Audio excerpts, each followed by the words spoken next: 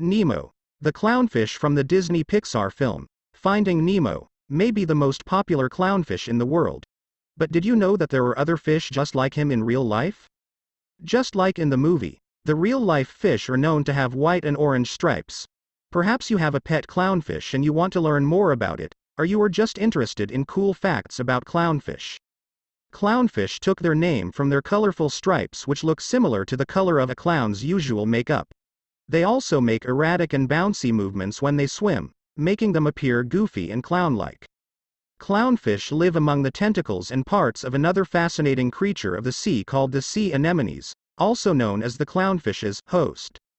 The anemone serves as a home to the clownfish and protects the clownfish from predators. In turn, the clownfish keeps the anemone alive by eating the parasites that feed on it. Although anemone is considered poisonous to most creatures it encounters, the clownfish has an extra layer of mucus on its skin, which makes them immune to the poison. Due to their tiny size, clownfish are attacked by some predators like stingrays, sharks, eels, and other big fish. The clownfish is omnivorous by nature, feeding on both plants and sea creatures. A clownfish can live up to 10 years, but in captivity, they can only live for 3 to 5 years.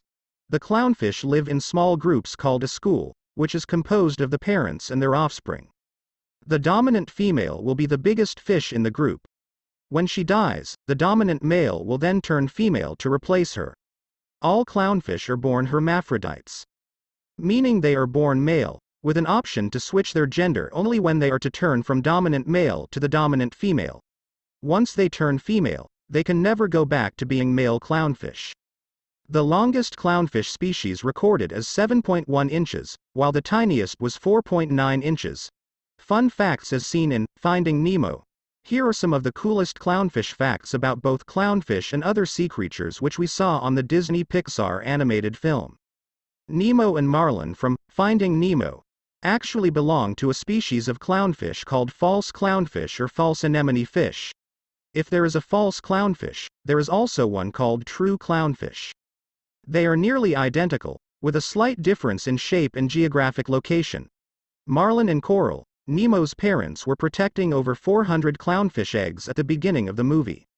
As seen in the movie, the great white shark Bruce had several layers of big, sharp teeth that can cut through even some of the biggest sea creatures. This is also accurate in real life as sharks have more or less 300 teeth.